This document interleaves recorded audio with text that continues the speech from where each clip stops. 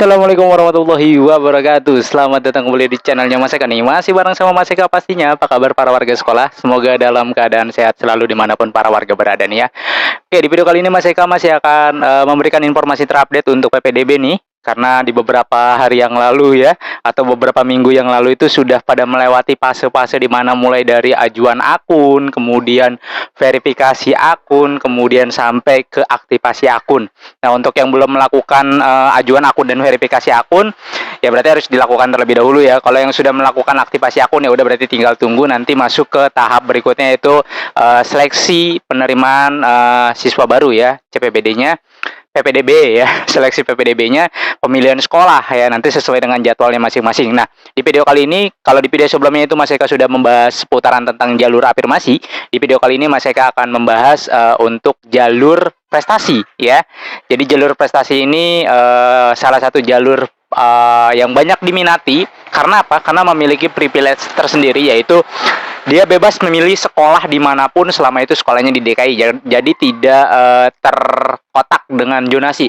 Jadi dia bebas, misalkan tinggalnya di Jakarta Barat, mau pilih sekolahnya di Jakarta Timur, itu bisa. Tinggalnya di Jakarta Selatan, mau pilih sekolah di Jakarta Barat, itu bisa. Jadi silakan diambil jalur prestasi ini. Kemudian bagaimana syaratnya, kemudian mekanismenya, kemudian ketentuannya apa aja di jalur prestasi ini. Nah, di video kali ini Mas Eka akan membahasnya. Tapi sebelum itu, untuk para warga sekolah yang mungkin baru menemukan channelnya Mas Eka nih, silakan subscribe dulu channel ini untuk mendukung channelnya Mas Eka agar bisa berkembang lagi dan bisa memberikan informasi-informasi terupdate seputaran PPDB kepada para warga sekolah. Dan Mas Eka ingatkan ya, untuk jalur prestasi ini hanya untuk jenjang SMP, SMA, dan SMK. SD nggak ada jalur prestasi, nanti SD adanya di jalur zonasi. Jalur zonasi nanti Mas Eka akan jelaskan lagi di konten berikutnya. Ya, jadi berikut penjelasan untuk jalur prestasinya. Oke, kali ini kita akan membahas jalur prestasi. Mana jalur ini seperti yang sudah Mas Eka jelaskan, jalur yang juga banyak diminati oleh para warga sekolah, di mana jalur ini memiliki privilege tersendiri, bebas memilih sekolah, tidak tergantung oleh zona ya. Kalau memang merasa nilainya tinggi, nilainya besar, hayu ya, kompetisinya di sini gitu ya. Kompetisinya di sini, bersaingnya di jalur prestasi ini. Kalau memang merasa nilainya bagus gitu kan. Karena jangan beranggapan lagi bahwa buat apa sekolahnya tinggi-tinggi, buat apa sekolahnya pinter-pinter, sekarang yang penting umurnya tua, ya kan, nilai kita mah gak dihargai. Enggak, kalau misalkan kalian buka nih, para warga sekolah, buka peraturan kementerian ya, Permendikbudnya ya, nomor 1 tahun 2000 berapa itu, masih lupa ya.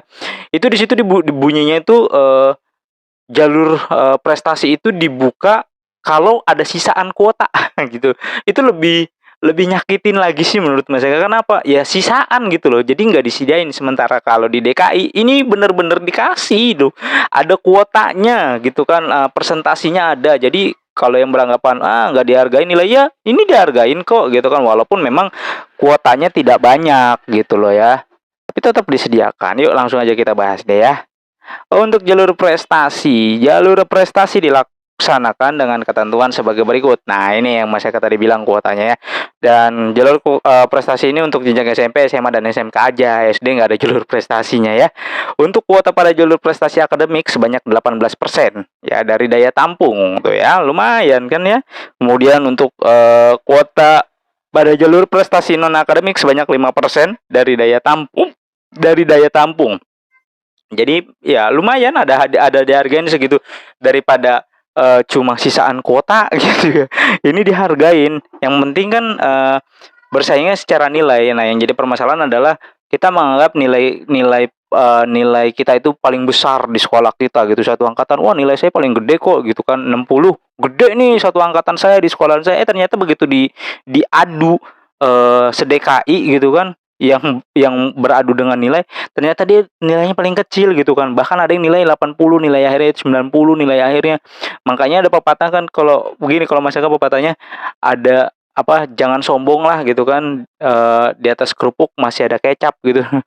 Jadi kalau kalau di atas ketoprak masih ada kerupuk, di atas kerupuk masih ada kecap. Jadi kalau merasa nilainya tinggi ya jangan sombong dulu gitu kan, coba aja diadu di sini gitu kan. Kalau memang memang benar-benar nilainya tinggi ya mainnya di sini, itu lebih dihargain di sini gitu. Kamu bebas milih sekolah di DKI di mana aja silakan gitu tanpa ada zona dan segala macam. Itu benar-benar pure menggunakan nilai tapi dengan kuota ya untuk jalur akademiknya 18%, sementara non akademiknya 5% gitu ya. Ini untuk kuotanya. Kemudian untuk indikator dan pembobotan indeks prestasinya, kan banyak yang nanya, ini nilai SIDA nilai saya nilainya 80 kok tiba-tiba nilai akhirnya cuma jadi 40 Mas Eka, atau nilai prestasi akademik saya cuma nilainya segini. Nah, ini udah pernah Mas Eka bahas, silakan dicek di video Mas Eka sebelum-sebelumnya itu yang ngebahas jalur prestasi juga ya. Ini udah pernah Mas Eka bahas ya. Jadi Mas Eka nggak terlalu ini lagi, ini ada bobot-bobotnya. Jadi tinggal dimasuk-masukin saja di sini ya. Nah, ini banyak juga yang nanya kemarin, Mas Eka, saya kemarin itu tidak memasukkan nilai rata-rata rapot di pra pendaftarannya, kok saya cuma dapat 60 ya gitu kan, nggak dapat 100. Iya kan, tinggal dilihat di sini ya, itu bersyukur loh dikasih 60. Jadi kalau dianggapnya itu peringkat 61/100, jadi dianggap 60% ke bawah gitu ya, makanya dikasih 60. Kalau misalkan dia di nilai rata-rata rapotnya itu dimasukkan nih, ternyata di situ keterangan nilai rata-ratanya dia peringkat 1 sampai 5 akreditasi A, maka dia dapat 100 gitu kan. Tapi kalau misalkan dia tidak mengisi, tetap akan dikasih nilai 60, nggak dikosongin gitu ya. Jadi ya nggak diisi pun dapat 60. Kalau misalkan diisi peringkat 1 sampai 15 misalkan, ya berarti dia dapat 100 kalau memang muridnya 100 gitu kan. Nanti tinggal dipersentasiin aja di sini ya. Oke, kita lanjut ke jadwalnya. Nah, untuk jadwal prestasi akademik ini banyak banget yang nanya, Mas Eka, prestasi akademik dan non akademik itu dibedain apa enggak? Enggak, jadwalnya sama. Terus kalau misalkan saya nih di akademik tidak keterima, pengen loncat ke non akademik, apakah bisa? Bisa, selama belum keterima. Nanti ada mekanismenya ya. Ini tanggal-tanggalnya silakan dicatat, di screenshot kalau bisa ya. Pasti udah pada megang tanggal-tanggalnya dan ada jamnya. Jadi mulainya itu dari tanggal 12 Juni sampai dengan tanggal 13 Juni atau sampai tanggal 14 Juni jam 14.00. Mulainya itu dari jam 8 ya. Setelah tanggal 12 itu 24 jam sampai dengan tanggal 13. Kemudian begitu di tanggal 14-nya mulai dari pukul 00 sampai dengan 14.00. Jadi yang di hari ketiganya itu cuma sampai jam 2.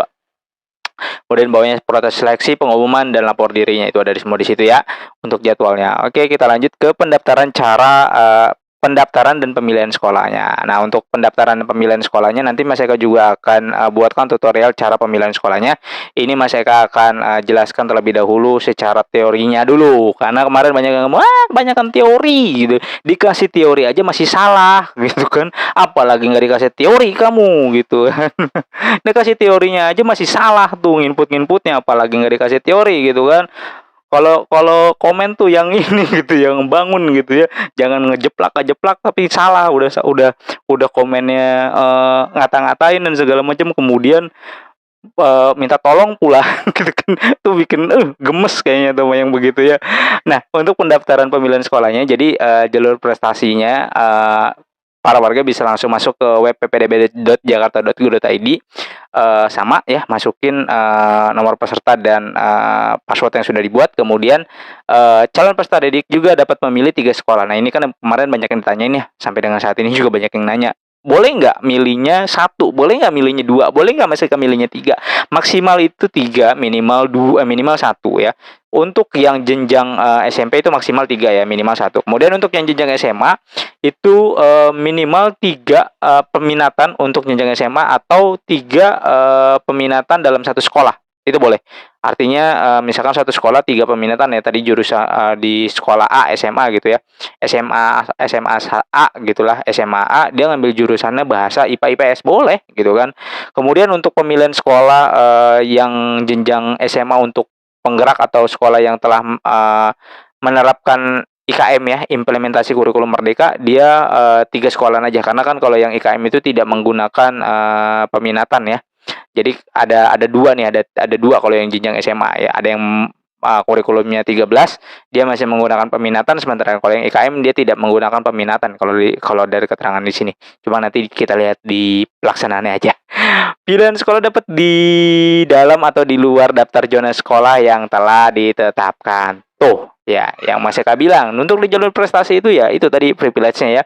Bebas kamu mau pilih di mana sekolahnya ya, tidak terpaku oleh zona. Mau di luar zona juga boleh, silakan. Itu privilege-nya. Yang penting diadu nilainya gitu kan. Kalau memang merasa nilainya gede, nih bertarungnya di sini, nih seleksinya di sini, nih kompetisinya di sini, nih bersaingnya di sini gitu ya. Calon peserta didik yang belum diterima di sekolah tujuan dapat mendaftar di sekolah lain. Jadi kalau misalkan belum keterima, dia boleh pindah sekolah lain. Tapi kalau misalkan sudah keterima, dia tidak bisa. Kemudian calon peserta didik yang sudah diterima tadi nggak bisa milih di sekolah lainnya, sama ya. Oke, kita lanjut. Cara pendaftarannya dan pemilihan sama, jalur prestasi ya, tinggal masukin nomor pesertanya, kemudian usernya. Calon peserta didik jalur prestasi dapat memilih paling banyak 3 tuh tadi Mas Eka bilang ya, 3 konsentrasi. Oh sorry, ini untuk SMK. Udah loncat lah. SMK sama 3 konsentrasi, kemudian 1 sekolah 3 jurusan boleh ya. Yang belum diterima bisa ngambil sekolah lain lagi, tapi kalau sudah keterima tidak bisa memilih di sekolah lain lagi. Ya, itu 4 poin jalur prestasi jenjang SMK. Untuk seleksinya untuk SMA, SMK dan SMP ya, jalur prestasi ya, dalam hal jumlah peserta didik, calon peserta didiknya ini mendaftar melalui jalur prestasi akademik melebihi daya tampung, maka dilakukan seleksi dengan urutan langkah sebagai berikut. Yang pertama, total pembobotan indeks prestasi akademik ya atau NA-nya dilihat, kemudian urutan pilihan sekolah dan waktu mendaftar. Jadi 3, nggak menggunakan umur, tidak menggunakan zona ya. Kalau dinilai enak nggak tuh ya kan, mau umurnya tinggi mau umurnya muda, kalau emang nilainya tinggi masuk dia gitu kan. Yang permasalahannya adalah ya, udah umurnya muda atau umurnya tua gitu kan, nilainya tidak tinggi tapi ngomongnya tinggi gitu kan. Wah, apaan nih, nggak diakuin di sini gitu kan, nggak diakuin nilai prestasi saya gitu kan. Ya hayu, kalau mau diakuin nih kan dikasih jalur, cuma permasalahannya diadu kan dengan seDKI gitu kan. Kalau memang nilainya tinggi, ayo berani adu di sini gitu. Jangan merasa nilai tinggi cuma di sekolah dia doang, begitu diadu ke sekolah yang lain nilainya ternyata paling kecil, kan bingung jadinya. Ya, kemudian dalam hal jumlah CPBD yang mendaftar melalui jalur prestasi non akademik melebihi daya tampung, maka dilakukan seleksi dengan urutan langkah sebagai berikut. Ini juga sama. Untuk yang non akademik dia menggunakan nilai akhir, kemudian urutan pilihan sekolah dan waktu mendaftar. Dalam hal kuota jalur prestasi tidak terpenuhi, maka sisa kuotanya akan dilemparkan atau dilimpahkan ke dalam PPDB tahap kedua. Makanya Mas Eka selalu bilang PPDB tahap kedua itu jika ada kuota yang kosong ya. Kalau misalkan ada sisaan kuota, maka PPDB tahap keduanya dibuka. Tapi kalau misalkan sisaan kuotanya nggak ada, ya nggak dibuka tuh tahap keduanya gitu ya. Oke, kita lanjut. Nah, ini contohnya untuk jenjang SMP ya. Jadi kan SMP itu dilihat dari nilai akhir prestasi akademiknya, kemudian urutan pilihan sekolah dan waktu mendaftar ya. Jadi benar-benar nilai itu yang dilihat, kagak ada umur, kagak ada zona gitu kan. Kalau nilainya tinggi, masuk dia. Mau umurnya muda, mau umurnya tua nilainya rendah nggak bakalan masuk ya kan. Umurnya nilainya tinggi, rumahnya jauh ya, sekolahannya beda zona, masuk dia kalau nilainya tinggi itu ya. Kalau misalkan nilainya rendah ya nggak bakal bisa masuk, kalah pasti dengan yang lain. Karena di sini yang dilihat nilai seleksinya udah gitu kan. Cukup nilai dan pilihan sekolah serta waktu mendaftar. Udah itu aja yang dinilai ya. Terus untuk jenjang SMA-nya, ini untuk jenjang SMA juga sama, nilai akhir yang dilihat tuh ya, prestasi akademiknya, kemudian urutan pilihan sekolah dan waktu mendaftar. SMK juga demikian ya. Tuh ya, cukup nilai akhir, kemudian urutan pilihan sekolah dan waktu mendaftar. Jadi itu untuk jalur prestasi. Kalau memang merasa nilainya bagus ya, nilainya tinggi ya, nilai akhirnya mungkin 80 atau nilai akhirnya mungkin 99, silakan bertarung di jalur prestasi ya. Jadi jangan beranggapan bahwa nilai tidak dihargai di PPDB DKI Jakarta, enggak. Jadi jangan beranggapan buat apa belajar capek-capek nilainya tinggi, kemudian nanti masuk sekolah yang dilihat umur kok, nanti yang dilihat rumah yang dekat kok. Enggak. ya kan sama tetap di sini. Jadi apalagi yang punya KJP itu ya, yang punya KJP yang dapat PIP, namanya aja KJP, kartu Jakarta Pintar, ya harus pintar gitu ya. Jangan punya KJP tapi malas-malasan belajarnya, malah nggak bisa dapat jalur prestasi, itu kan sangat disayangkan gitu ya. Itu untuk jalur prestasinya.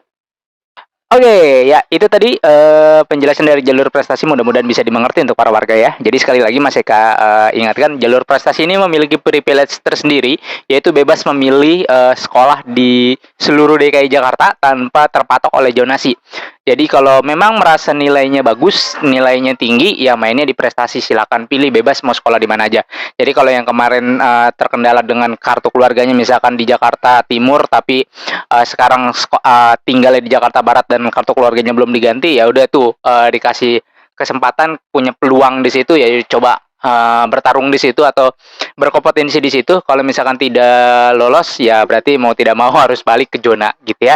Oke, mungkin itu aja informasi yang bisa Mas Eka sampaikan. Mudah-mudahan informasi ini bisa bermanfaat untuk para warga dan bisa dibagikan ke warga lainnya agar para warga lainnya juga bisa mendapatkan informasi yang sama. Oke, sampai jumpa di konten berikutnya. Wassalamualaikum warahmatullahi wabarakatuh.